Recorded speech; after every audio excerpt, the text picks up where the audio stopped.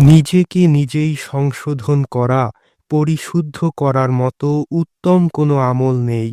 আর নিজেকে পরিশুদ্ধ করাই হচ্ছে নিজের কাল্ব বা আত্মাকে পরিশুদ্ধ করা।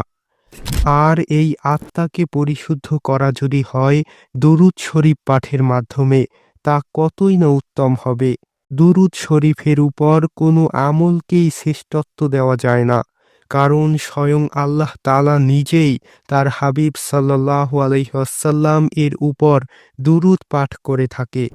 কুরআন মাজিদে ইরশাদ হয়েছে, নিশ্চয়ই আল্লাহ এবং তার ফেরেশতাগণ নবীর উপরে দুরূদ পাঠ করে থাকে।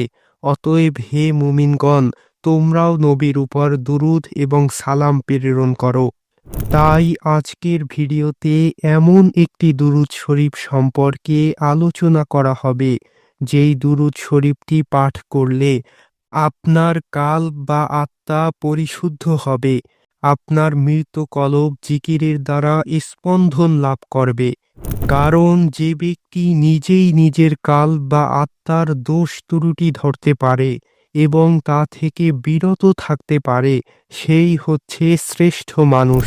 আল্লাহ তাআলা বলেন, হে হাবিব, আপনি তাদের কথা শুনবেন না যার কাল্বকে আমার জিকির থেকে গাফেল রেখেছি এবং সে নিজ প্রবৃত্তির অনুসরণ করে। তাই রাসূলুল্লাহ সাল্লাল্লাহু আলাইহি ওয়াসাল্লাম ইরশাদ করেছেন, বুদ্ধিমান হচ্ছে ওই ব্যক্তি যে নিজেই নিজের কল্ব বা আত্মার উপর নিজেই কর্তৃত্ব প্রতিষ্ঠা করে এবং মৃত্যুর পরবর্তী জীবনের জন্য আমল করে। আর অক্ষম হচ্ছে ওই ব্যক্তি যে নিজেই স্বীয় প্রবৃত্তির অনুসরণ করে এবং তওবা না করে শুধু আল্লাহর কাছে কল্যাণ কামনা করে। আলহামদুলিল্লাহ, আজকের গুরুত্বপূর্ণ দুরূদ শরীফটি হচ্ছে, ইয়া হাইয়ু ইয়া কাইয়ুম লা ইলাহা ইল্লা আনতা আসআলুকা আন তুহইয়া কলবি আল্লাহুম্মা সাল্লি আলা মুহাম্মাদিন ওয়া আলিহি ওয়াসাল্লিম।